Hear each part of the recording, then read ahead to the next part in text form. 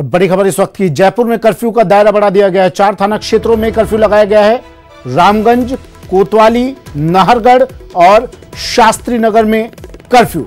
बड़ी खबर इस वक्त की, जयपुर के 4 थाना क्षेत्रों में कर्फ्यू। कौन कौन से ये थाना क्षेत्र हैं? रामगंज, कोतवाली, नाहरगढ़ और शास्त्री नगर में कर्फ्यू लगाया गया है।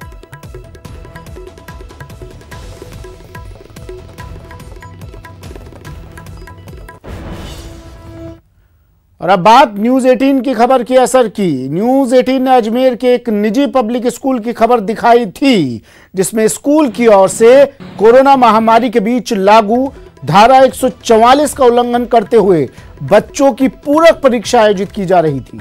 खबर दिखाए जाने के बाद प्रशासन ने निजी स्कूल के खिलाफ कड़ा एक्शन लिया है।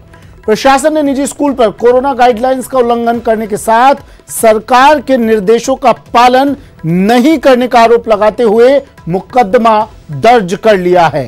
पुलिस ने आपदा प्रबंधन अधिनियम की धारा 269 और 270 के तहत जांच शुरू कर दी है।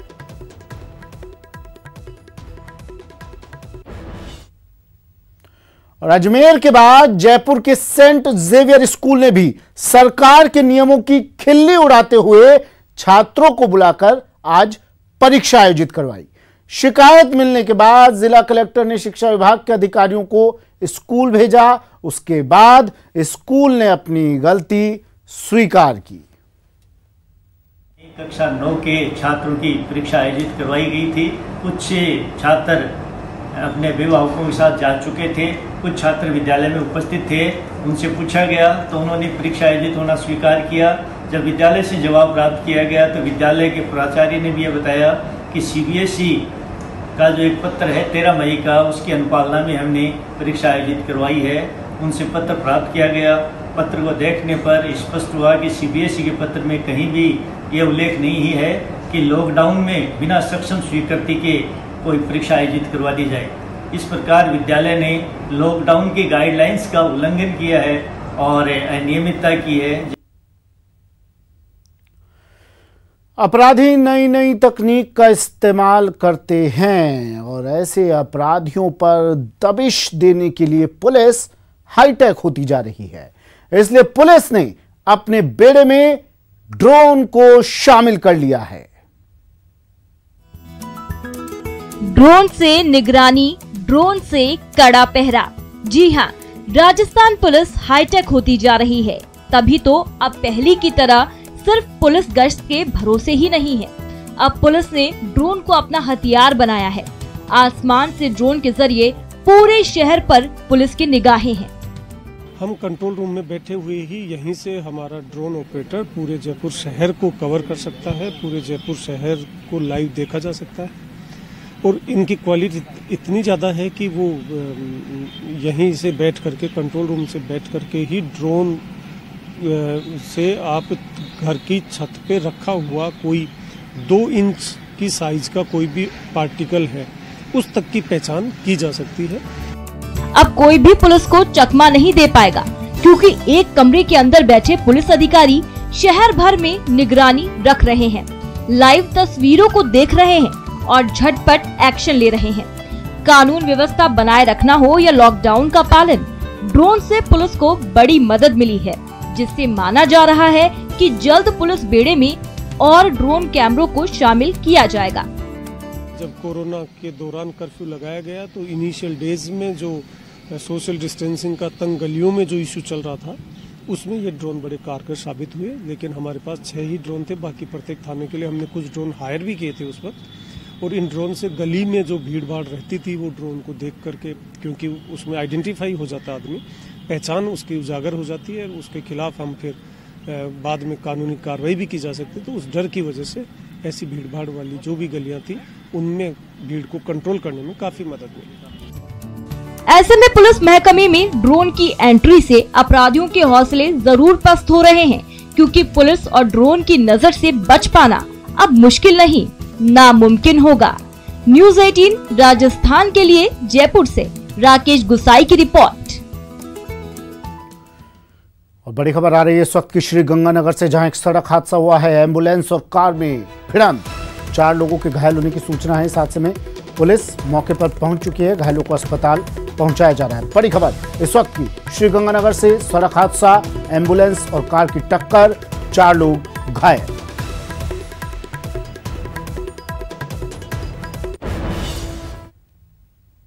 आज विश्व पर्यावरण दिवस है। इस मौके पर प्रदेश के अलग अलग जिलों में कई कार्यक्रम हुए। श्रीगंगानगर, जोधपुर, भीलवाड़ा, अजमेर, उदयपुर, भरतपुर, दौसा और राजसमंद में कई कार्यक्रम आयोजित हुए। श्रीगंगानगर में विधायक राजकुमार गौड़ ने पौधरोपण किया। जोधपुर में शिक्षा विभाग ने अपने 600 स्कूलों में 60,000 पौधे लगाने का अभियान शुरू किया। अजमेर में भी पर्यावरण दिवस के मौके पर स्मार्ट अजमेरियन संस्था की ओर से पेड़ पौधों की सुरक्षा के लिए पानी पिलाया गया। साथ ही बेजुबानों के पानी पीने के लिए परिंदे लगाए गए। वहीं उदयपुर के मावली में मनरेगा मजदूरों के साथ उपखंड अधिकारी रमेश सीवी सहित अन्य प्रशासनिक अधिकारियों ने पौधे लगाए।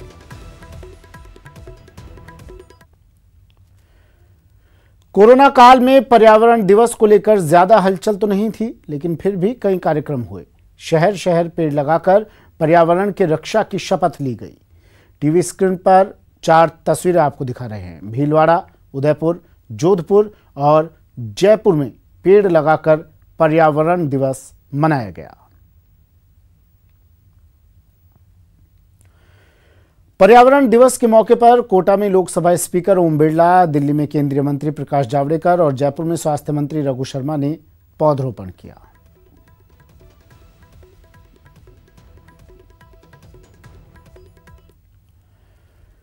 विश्व पर्यावरण दिवस के खास मौके पर राज्यपाल कलराज मिश्र ने वीडियो कॉन्फ्रेंसिंग के जरिए इंजीनियरिंग कॉलेज के छात्रों और शिक्षकों को संबोधित किया।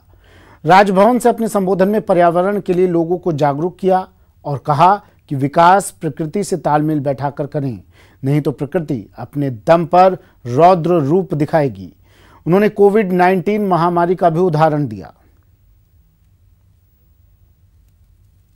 गांव के अंदर ही बढ़ई भी होता था, लोहार भी होता था, कोहार भी होता था, हर प्रकार के लोग होते थे जो लोगों के दैनंदिन आवश्यकताओं की पूर्ति के लिए पर्याप्त साधन उपलब्ध कराते थे। अब उस दिशा में जाना पड़ा है और इसीलिए भारत के प्रधानमंत्री जी ने एक नारा दिया है, लोकल वोकल, लोकल ही वोकल होगा। सारी उसको वैश्विक स्वरूप प्रदान करें। पहले जो कुटीर उद्योग धंधे थे, उन कुटीर उद्योग धंधों के माध्यम से प्रदूषण मुक्त करते हुए सारी चीजों को निर्माण करते थे।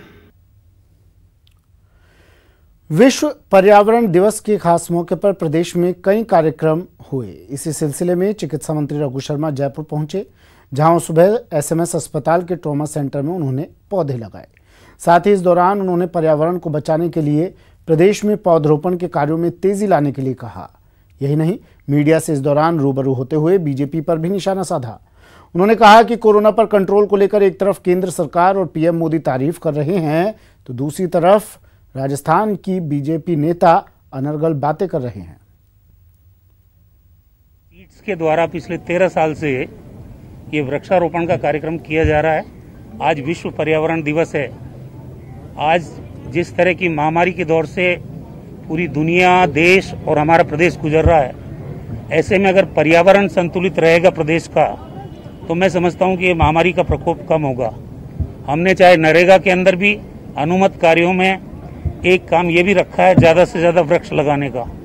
और ये जो निरोगी राजस्थान का कार्यक्रम जो मुख्यमंत्री जी का ड्रीम प्रोजेक्ट है, इसका भी एक प्रमुख 10 हमने टास्क रखे हैं निरोगी राजस्थान में।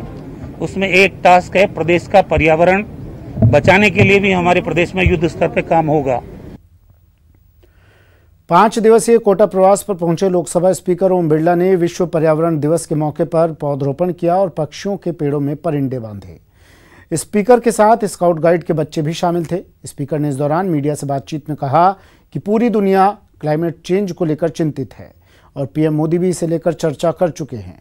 बहुत जल्द पर्यावरण को बचाने के लिए सभी देशों को एक प्लेटफॉर्म पर आना होगा।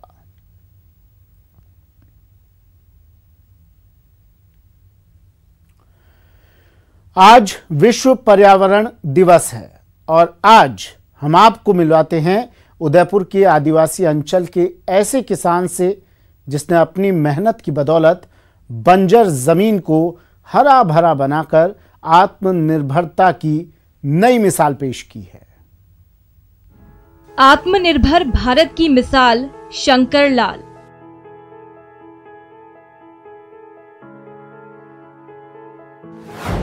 धरती का सीना चीरकर पैदा किया अनाज,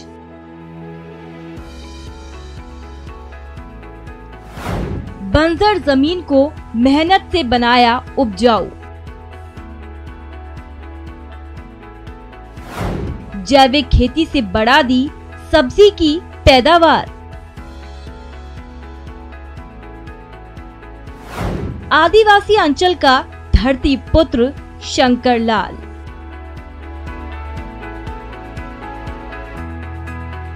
ये है उदयपुर से 3 किलोमीटर दूर स्थित पई वन का निचला फला गांव, जहां रहते हैं इलाके के धरती पुत्र शंकर लाल, जिन्होंने अपने जज्बे और हिम्मत से बंजर जमीन को हरा भरा बना दिया। पथरीले मैदान को सपाट बनाकर वहां जैविक खेती शुरू कर दी और आज की तारीख में सब्जी उगाकर अच्छी खासी कमाई कर रहे हैं। बंजर पड़ी जमीन को उपजाऊ बनाने के लिए शंकर ने 1 साल तक कठोर मेहनत की और आज भी उनका पूरा दिन खेती की देखरेख और धरती की सेवा में जाता है।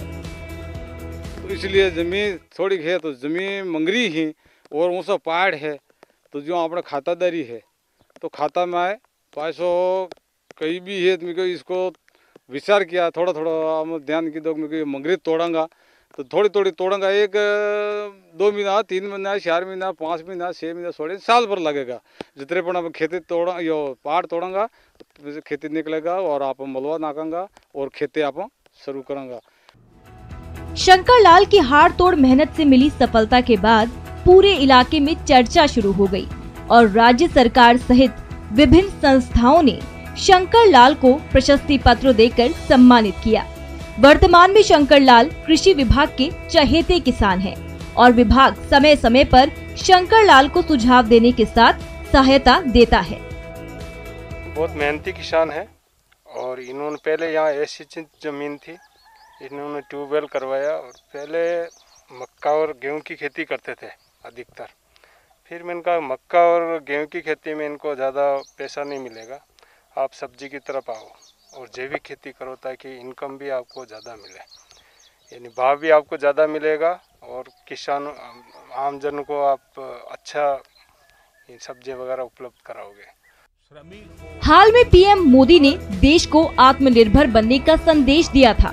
धरती पुत्र शंकर लाल आत्मनिर्भरता के सबसे बड़े उदाहरण हैं, जिन्होंने अपनी मेहनत के बलबूते बंजर जमीन को हरियाली से भर दिया और खुद के साथ पूरे परिवार को आत्मनिर्भर बनाया। अरावली की पहाड़ियों के बीच ये वही खेत है जो पीएम मोदी के आत्मनिर्भर भारत के सपने को साकार कर रहा है। पई गांव के इस परिवार के सदस्यों ने उदयपुर जाकर चंद रुपयों के लिए मजदूरी करने के बजाय अपने ही गांव में करीब 2 बीघा की एक बंजर पहाड़ी को समतल कर उपजाऊ बना दिया और आज यही जमीन इस परिवार के लिए जीविकोपार्जन का एक मजबूत साधन बनकर उभरी है। कैमरा पर्सन जमाल खान के साथ कपिल श्रीमाली, न्यूज़ 18 उदयपुर। वक्त एक ब्रेक का, जल्द हाजिर होंगे।